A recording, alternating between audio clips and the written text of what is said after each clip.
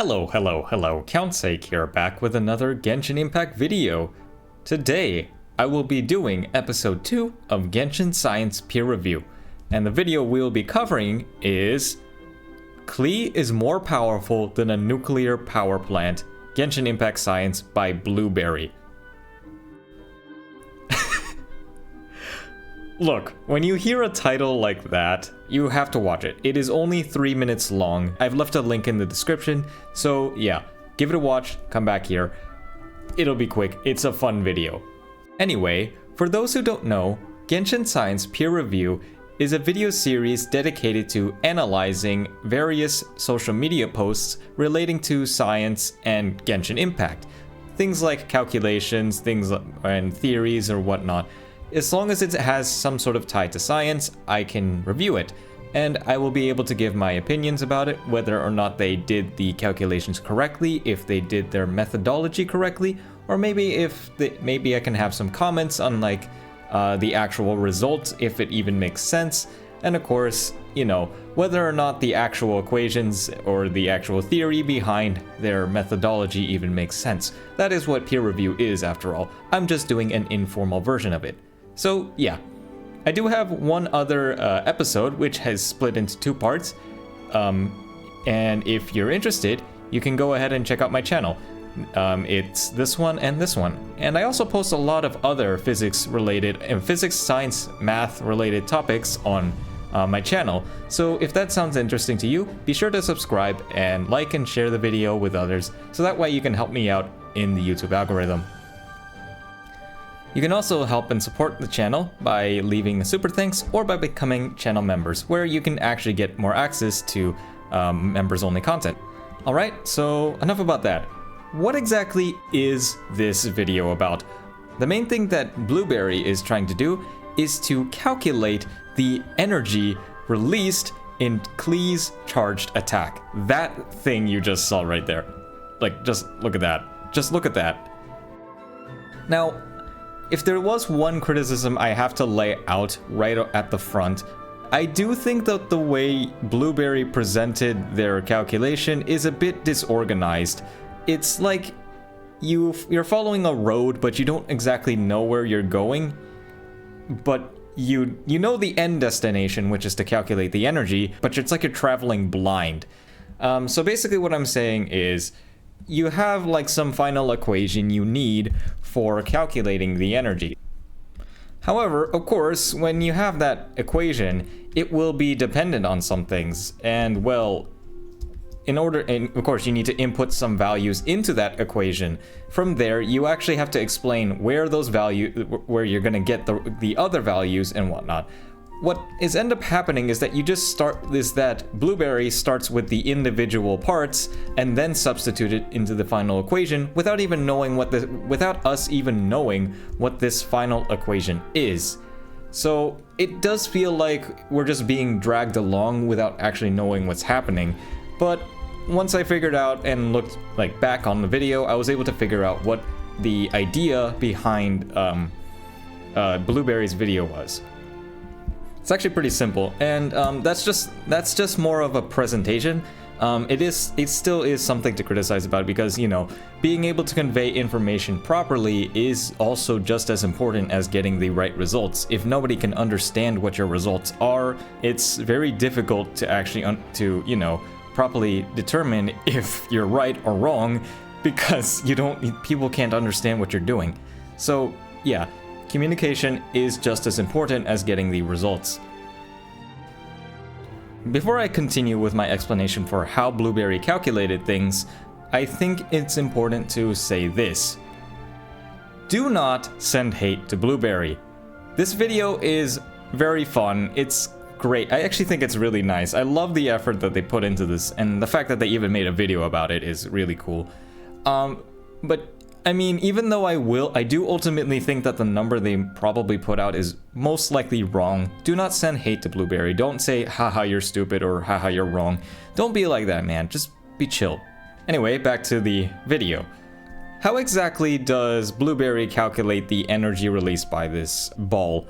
Well, the first thing to note is that Blueberry approximates, well, as you can see, the Klee's charge attack as a laser strike. So, and well, I mean, if you kind of look at it, it does make quite a lot of sense. It does look like some sort of laser. So I think that does look pretty reasonable. And then, of course, once the explosion begins, you see this ball, and well, what Blueberry does is assume that this is a plasma. And well, yeah, I think that's a pretty reasonable assumption as well, because at least in like nuclear explosions and whatnot, a bunch of like the ball of fire that you actually see is like plasma. So I think it's a pretty decent assumption. So yeah. And well, Blueberry actually does it. I have to commend Blueberry on this. I think that they did do a pretty decent way of did pretty decent at explaining the process of what it means for how to convert air into plasma. Yeah. Anyway, so that's kind of the main idea. So we have a bunch of air, which is then ionized,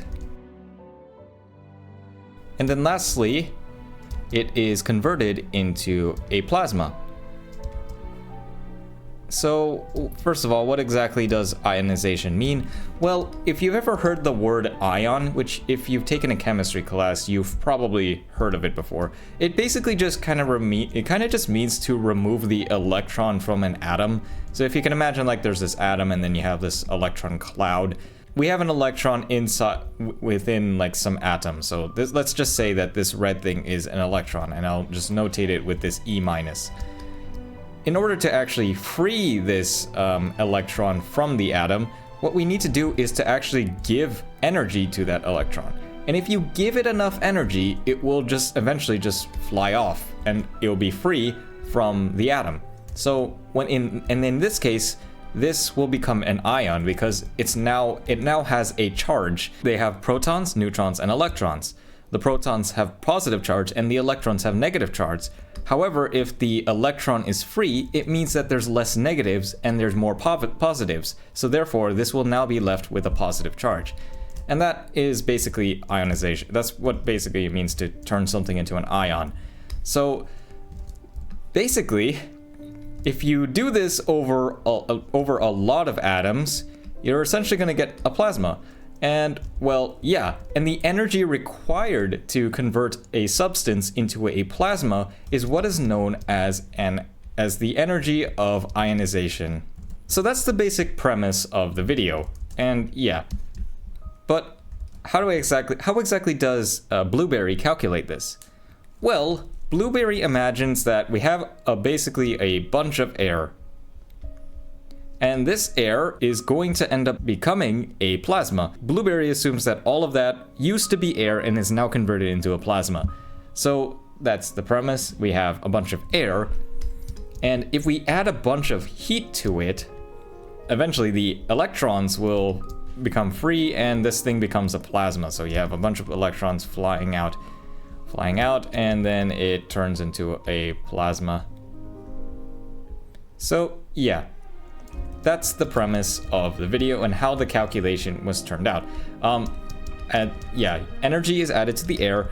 This will raise the temperature of the air to a certain amount, and that temperature is determined by the energy requirement to free the electron. I'll get into more details exactly of how this is done. So the formula that they use to calculate the energy of Klee's blast is a heat equation. It's Q is equal to mCp delta T. So basically, this is heat. This is the mass. This is what is known as the specific heat capacity of a substance at constant pressure. And lastly, this is just the change in temperature. So this is the final equation. So all that is really needed is for Blueberry to calculate the mass, figure out what the specific heat capacity is, and what the change in temperature should be. Let's go through each of the variables one by one. Specific heat capacity is, well, it's the easiest. It depends on the substance that you use. So in this case, we're considering air, so whatever the specific heat capacity of air is, I'll talk about it later. That's what is used here. But then we have mass and the change in temperature. Well, for the mass, that one is kind of rather simple. We already are assuming that the ball here, all of that used to be air, so basically this ball here is the mass. So if you know the size of the ball, you know the volume of the ball, you know the density of air, you can figure out the mass. So yeah, that's the idea. We have mass is essentially just density times volume. So density times volume. So there you go, that's two equations. The last one we need is the change in temperature. They do present this, where they make use of something something that is known as the ideal gas internal energy, which is U is equal to 3/2 multiplied with the Boltzmann constant times the absolute temperature of the gas. So yeah, again, this is the internal energy of an ideal gas. And well, essentially, they just use a bit of algebra and use this to determine the temperature. So you can see here, you get 2U divided by 3 and the Boltzmann constant. So, of course, this now gives another question. What about the internal energy? Okay, what Blueberry does is essentially, well, because, you know, we're converting the air into plasma, Blueberry considers that nitrogen is about approximately 77% of the air, and the energy, that it takes, the ionization energy is 15.58 electron volts, and, well, yeah. So for the composition of air, this is approximately 78% nitrogen, and we have that the ionization energy of nitrogen gas, by the way, N2 is nitrogen gas, not just atomic nitrogen, it's the diatomic molecule, and it's going to be 15.58 electron volts, and I believe this is actually per electron, actually. So basically we have that this energy here goes to this, then that will calculate that, which goes to this, and then this, which goes to that, and whatnot. So yeah, I think you can now see how this works.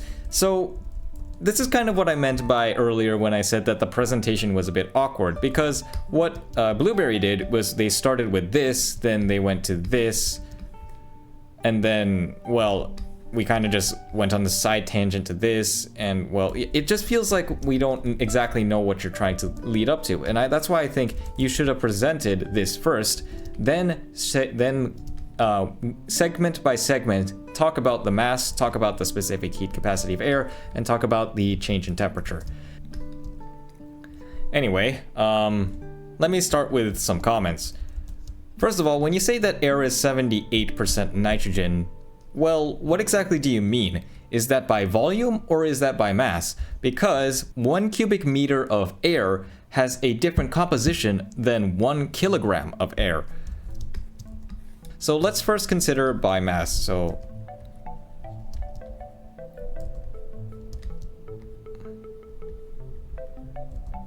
or let's just write it like this. By mass, the air composition is approximately 77% nitrogen and 23% oxygen. Now, technically, this is not exactly correct because there are there are other gases that are part of air, but usually those are very, very, very small amounts. So we typically, at least when we do combustion and whatnot, we only really consider the composition of nitrogen and oxygen and then neglect everything else. But this is by mass. Well, if you are instead to consider by volume, then the composition of air is very, very, very, very slightly different. It's going to be, 79% nitrogen and 21% oxygen. It's a little bit funny because I'm just like, where exactly did you get this 8?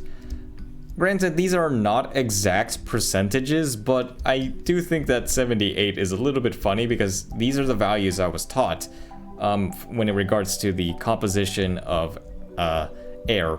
So I'm not really sure where this is, but it is close. It is like pretty close to what it should be, so I'm not gonna hark on it too much. Basically, this is just, it's just something I found a little odd. Anyway, well, yeah. Something I do find a little awkward though is that why didn't you consider the oxygen? Because, well, you know, air is 78% nitrogen, but you also need to take into account the part that's oxygen. So in reality, you would need to search for both the ionization energy of nitrogen and the ionization energy of oxygen. And then all you just need to do is add them up. Yeah, and yeah, that's what I found a little strange, is that in Blueberry solution, they only considered the nitrogen. They didn't even consider the oxygen, which, well, it's about almost a quarter of the composition of air. I think that's a pretty significant deficiency, if you're asking me. Now, again, another thing that has to do with more of science communication and whatnot, you didn't explain what an electron volt is. Or at least didn't even give a conversion at the very, very, very least. Because, well, let's be honest here. How many of you actually know what an electron volt is? So, yeah. Well, an electron volt is pretty simple. As I mentioned earlier, the electron is one of the components of the atom, and it has a negative charge. Well, if we actually measure how much charge that is, the charge of an electron is about 1.609 times 10 raised to the negative 19 coulombs. Oh wait, it's 0.2. Oh. That's a little awkward. And well, yeah. And so basically we just have this electron. And if you expose this electron to 1 volt, that is exactly what an electron volt is. It makes sense because this is the charge of an electron and this is 1 volt, electron volt. Not too hard to explain. Now, how is this energy, you might ask? Well, it turns out that the unit of a volt is actually joules per coulomb. So guess what? We now have a conversion between electron volt and joules. There we go. This is all I needed. This is all I would have liked for Blueberry to explain, is that 1 electron volt is equivalent to 1.602 times 10 raised to the negative 19 joules. Alright, so again, as I mentioned earlier, this is the internal energy of an ideal gas at given its temperature. So here's the deal. This equation is applicable only to ideal gases.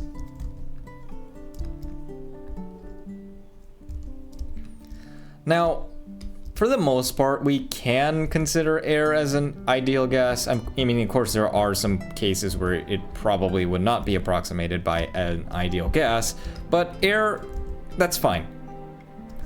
But considering the amount of energy released and the fact that it will kind of just become a plasma, I'm not sure it gets a little bit messy if you can really truly consider this as an ideal gas. The point is, you got a change in energy. You can consider the change in the temperature, and you can isolate, change in internal energy, 3, and the Boltzmann constant. Basically, the Boltzmann constant is this, is equal to 1.3806, and you multiply that by 10 raised to the negative 23. And what those units were, it's basically just joules per Kelvin. Now, if you don't know what Kelvin is, that is basically just another unit of temperature. Kelvin in temperature is what is known as absolute temperature. Because, well, there is a minimum temperature, which we call absolute zero. Now, in Celsius, absolute zero is approximately negative 273 degrees Celsius. That is absolute zero, and that is also known as 0 Kelvin. Now, if you want to know, there is an equivalent English unit one, and that is Rankine. So 0 Rankine and 0 Kelvin are the same. And this happens to be negative 460 approximately.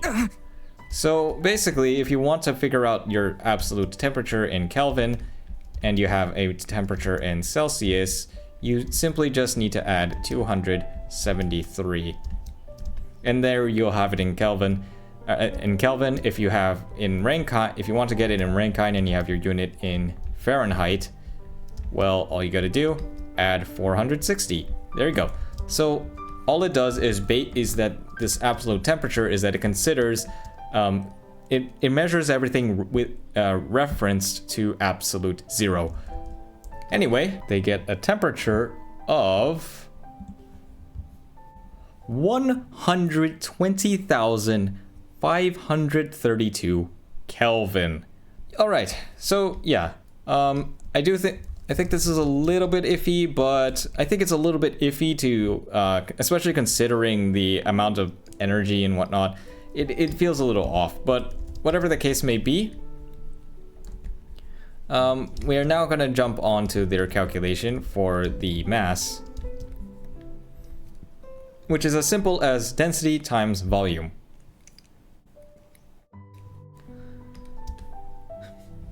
Okay, so this is a little bit strange to me as well, but for calculating the volume, Blueberry says that the diameter of the ball of plasma is approximately 1.5 meters. I am going to take their word for it that this is true.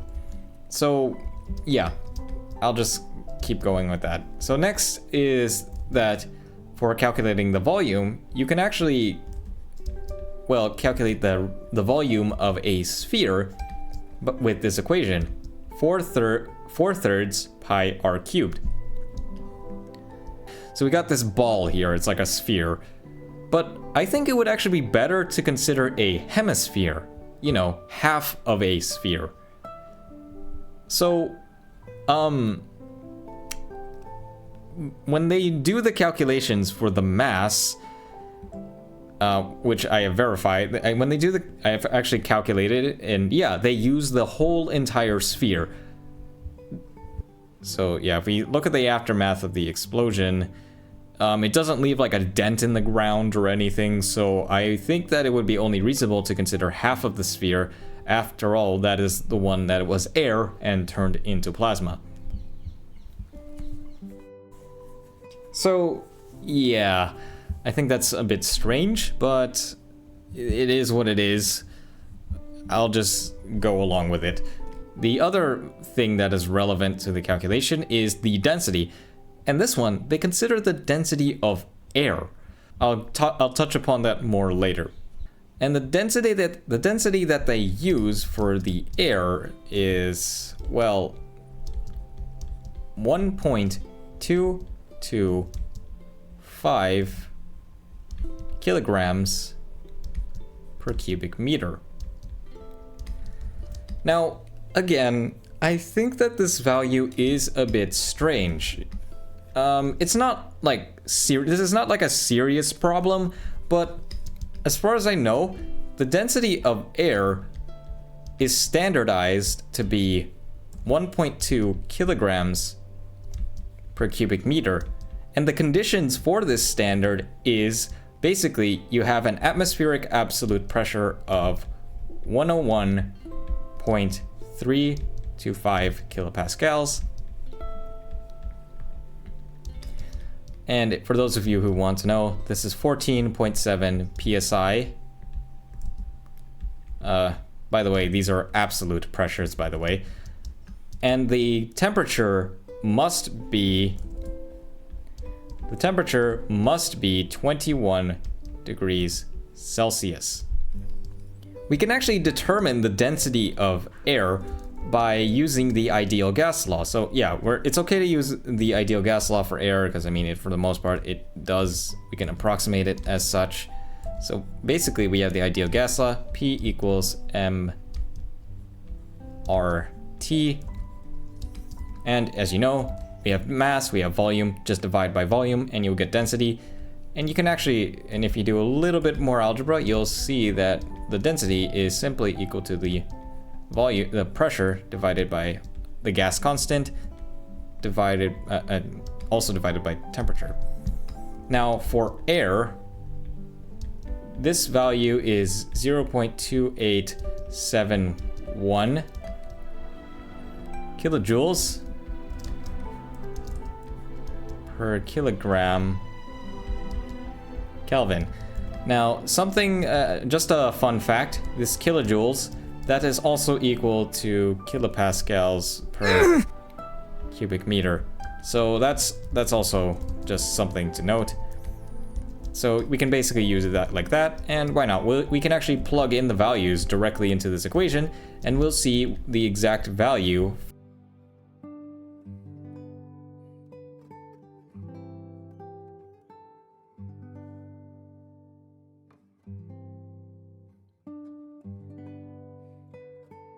What you'll end up finding is that the density of air is about 1.2004. So yeah, basically 1.2 kilograms per cubic meter. It's a little bit off from the value that I would have considered, but it's there. So yeah, after Blueberry uses those values, they get a mass of about approximately 2.16, I believe it was, 2.16 kilograms, specifically of air. So I just want to note that there. So after that, we finally get to the heat equation. So what I find it a little strange is like when I read this thing, for like the energy needed to heat up the kilogram of air to a blistering that much, is that, well, from what temperature are we talking about? Because it's like when you use the heat equation, the one I'll show, the one right here. So now what we do is we plug in our our values for the mass, we plug in our values for the specific heat capacity at constant pressure, and the change in temperature. This is a change in temperature, meaning that you have some final temperature, which, yeah, I mean, I guess that makes sense that it would have to probably be this thing. Which is why I find it a little strange that from the wording of the video, it sounds like that 120,000 Kelvin is the final temperature and not like the change in temperature.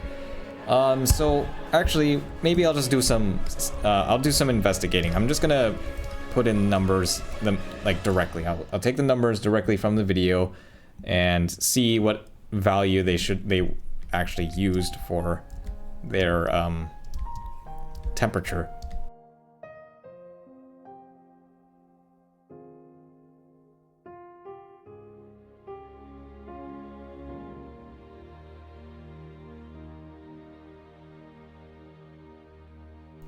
Okay, so when I do the numbers, this considers a change of 119.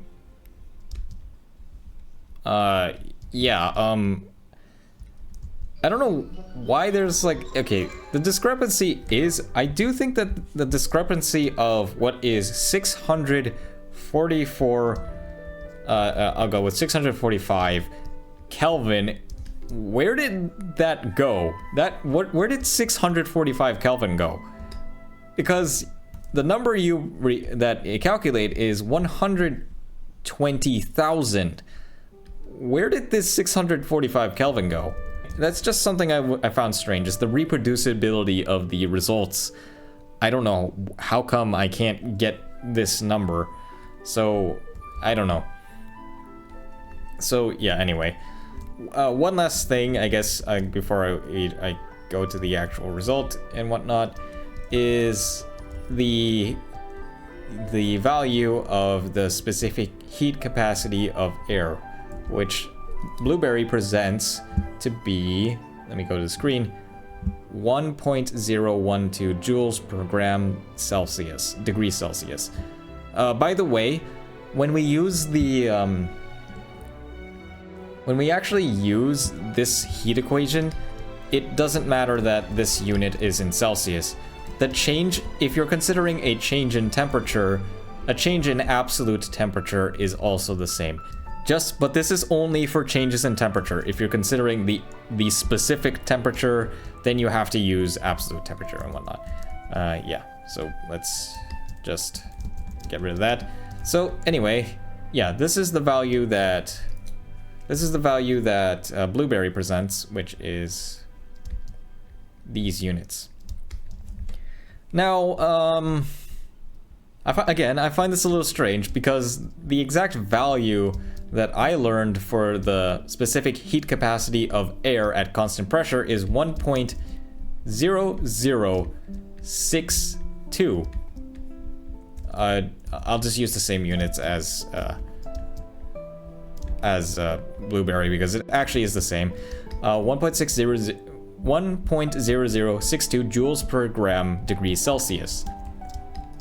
Again, I mean, well, this time it is bigger than I would expect, but sure. I mean, it's not too big of a deal. Some people even just consider only just one. It's just a decent approximation. I just tend to use the 0062. And anyway, the final value, as we saw earlier, ends up being a very, very large number, 260 megajoules. Again, I don't know how exactly this number came about, but sure, I'll just take your word for it. In addition to some of the other, the other problems I have with this calculation, there's another one that I have here. One of them is pertaining to the mass. Another one is, well, actually pertaining to the entire equation.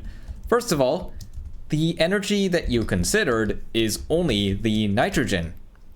Because you only considered the nitrogen aspect of it, I would actually say that Blueberry, you should have multiplied this by 0.78 because 78% of air is nitrogen. That's what you said.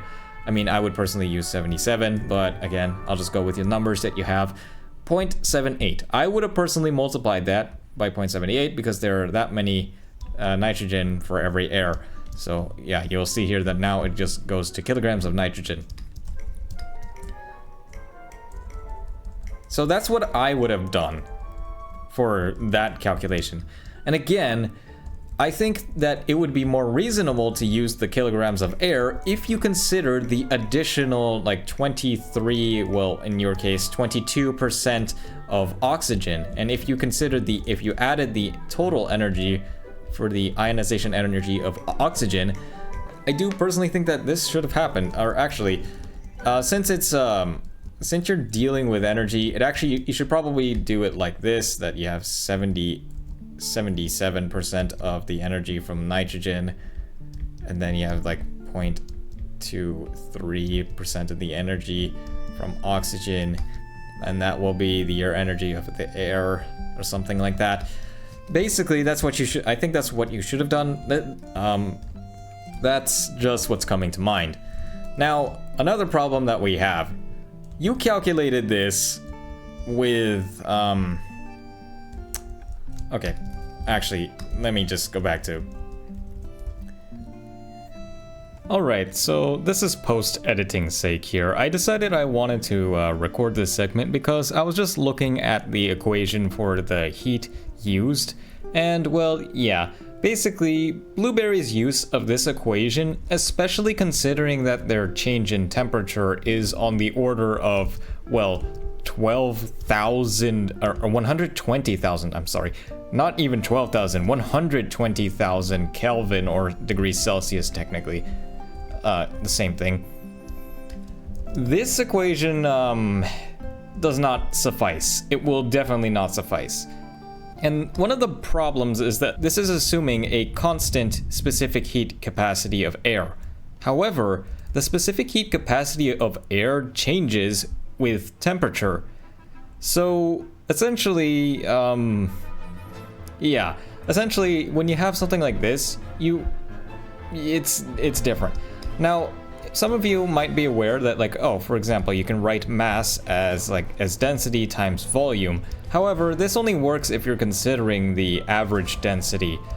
But when you want to, for example, if we have like this body that has a varying density, if you pick any 2 points along inside this volume, the density will be different. So if I wanted to consider like a certain region inside of that volume, how do I calculate that mass? Well, what you would actually have to use is integration. In which case, you imagine that, like, maybe you can say that the density takes in, you input the x, y, and z coordinates of the density, and then, you know, you imagine like, oh, they have a very, very, very tiny volume, and that will essentially give you the very tiny mass at that point. So essentially, that's what the integration is doing. It adds up a tiny. That's just what it said. That's just what it means conceptually. You're adding up a bunch of tiny bits of mass together.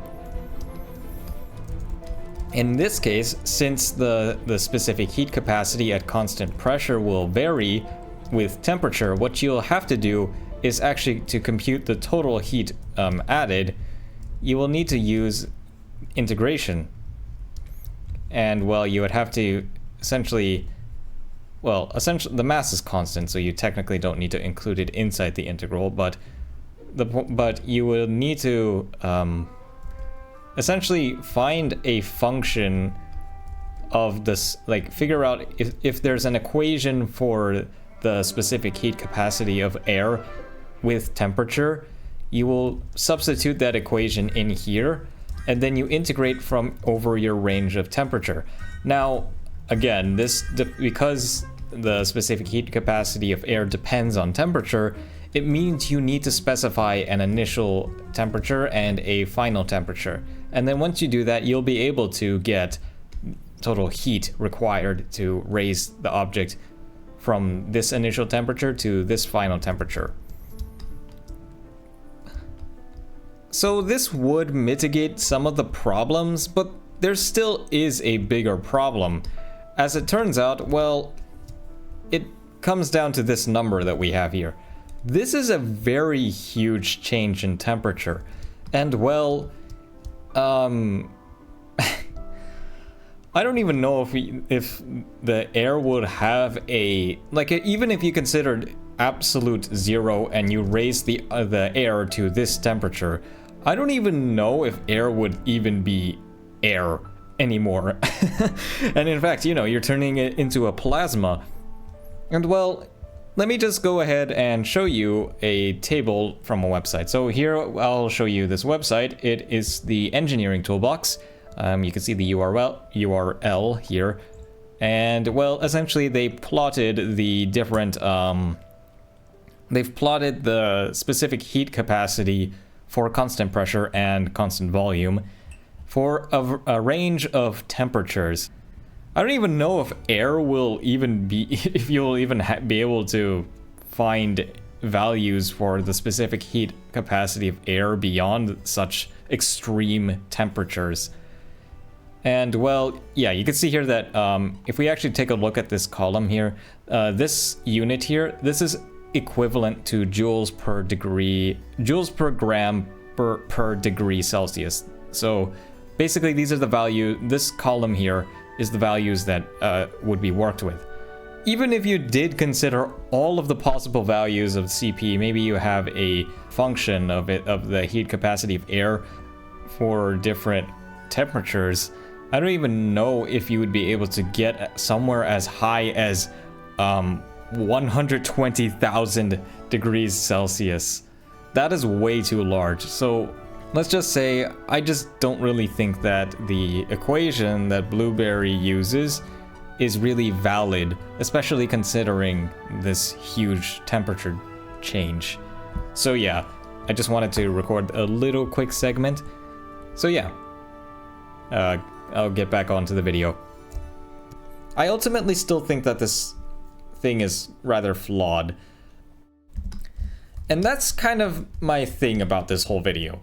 Okay, Blueberry, I have to ask, why did you consider doing it this way? Why did you calculate it like this? Because, well, as far as I can tell, you already have the ionization energy. You already have it. So when I saw this value on screen, I was like, oh, 15.58 electron volts for every electron. What I was thinking, what you would do was calculate the total number of electrons in the given air. I mean, again, I think it would be better to consider both the oxygen and the nitrogen. If you find the number of electrons, I think that all you really need to do is consider these mass fractions and multiply. And then, yeah. And you just multiply this by the number of electrons. You take this whole thing and multiply it by the number of electrons. I just think that's probably how you would actually personally use this. But even then, even I think that this is a little bit weird to use. Why did you use this number personally? Because what I would have personally done is, I mean, I looked up the ionization energy of nitrogen, and I actually found something. This page here, you have this person, thanks to Hans. I don't know how to pronounce that, so I'm not going to say it. And they actually mentioned that, okay, you have a nitrogen molecule. The ionization energy of molecular nitrogen is 1,503 kilojoules per mole. Well, let's think about it. So we actually have the ionization energy of nitrogen, and I'm just going to put a bar there. I have my reasons for that. And the reason is simply because it's not in terms of mass, it's specifically in terms of moles. So yeah, you see here, basically we already know that there's a connection between the number of moles of a substance and its mass. So again, like you said, as we showed earlier, we have the mass of air, 2.16 kilograms. Then we calculate the percentage of nitrogen. So the mass of nitrogen is going to be 70, well, in your case you put 78, but I will use 77% of the mass of air, and we saw that that was like 1.66 kilograms of nitrogen. And from there we know the relationship between the mass and the number of moles is defined by their molecular weight.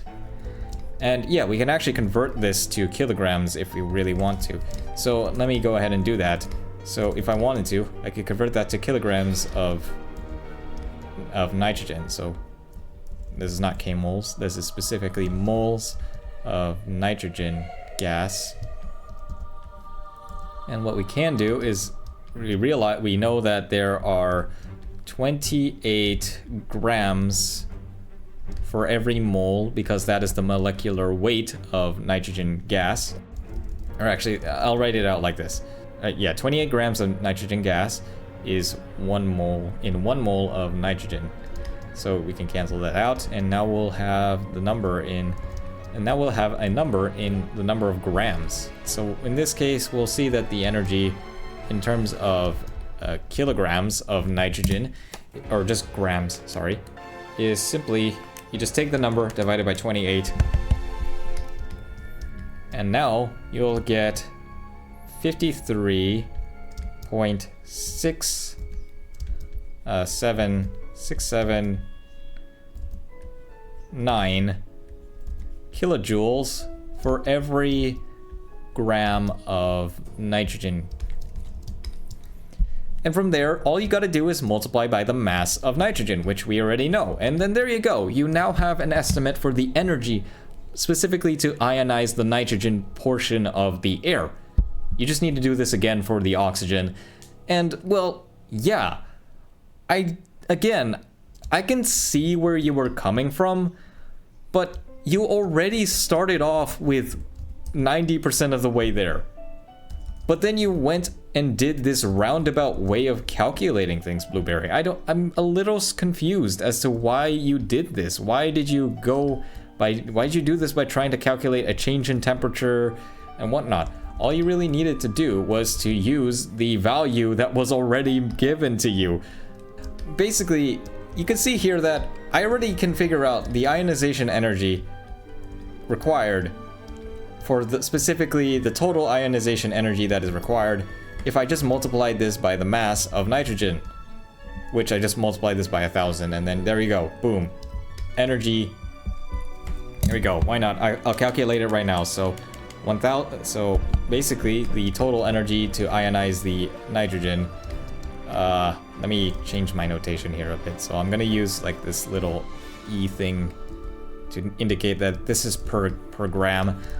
So I just multiply the mass of nitrogen and multiply it by the specific energy, which is another way to say the amount of energy per unit mass.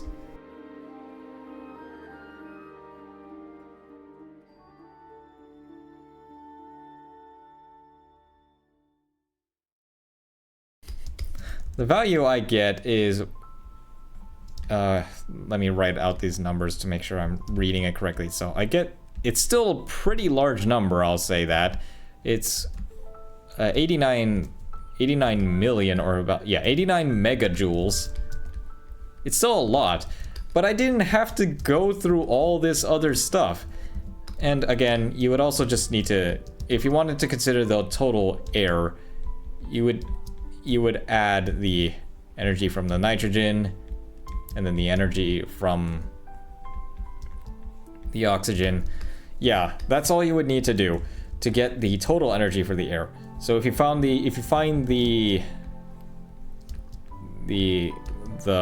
specific energy or whatever, the ionization energy per mole of oxygen, O2, then all you got to do is just repeat this, and then you do this calculation, add them up. There you go. You'll get energy. You get total energy needed to ionize the air and turn it into plasma. Now, this is cool and all, but I do think that there is a better way to do it. What we can do instead is, if I look back at the video for Klee's explosion and whatnot, and Blueberry's video, we can actually measure what the explosion energy is if we use this shockwave. However, if you want to see that video, that will have to wait for another part. This is already an hour and 30 minutes long. I have a lot to explain for the next video, so I'll have to split this into 2 parts. If you don't want to miss the next part, be sure to subscribe, like and share the video, so that way, you know, it helps me out in the algorithm. You can support me with like super thanks or buy channel memberships. And I really just hope that you enjoyed this video. I did really enjoy looking at Blueberry's video, even though I did have a lot to criticize about it, or at least I just have a lot to say about their methodology. I do think it was a pretty nice attempt. Just a reminder, do not send hate to Blueberry. Be kind. So yeah, again, I hope you guys look forward to the video where I explain how I personally would have calculated this. And well, yeah, that's really about it for now. So thanks for watching and hope you've enjoyed.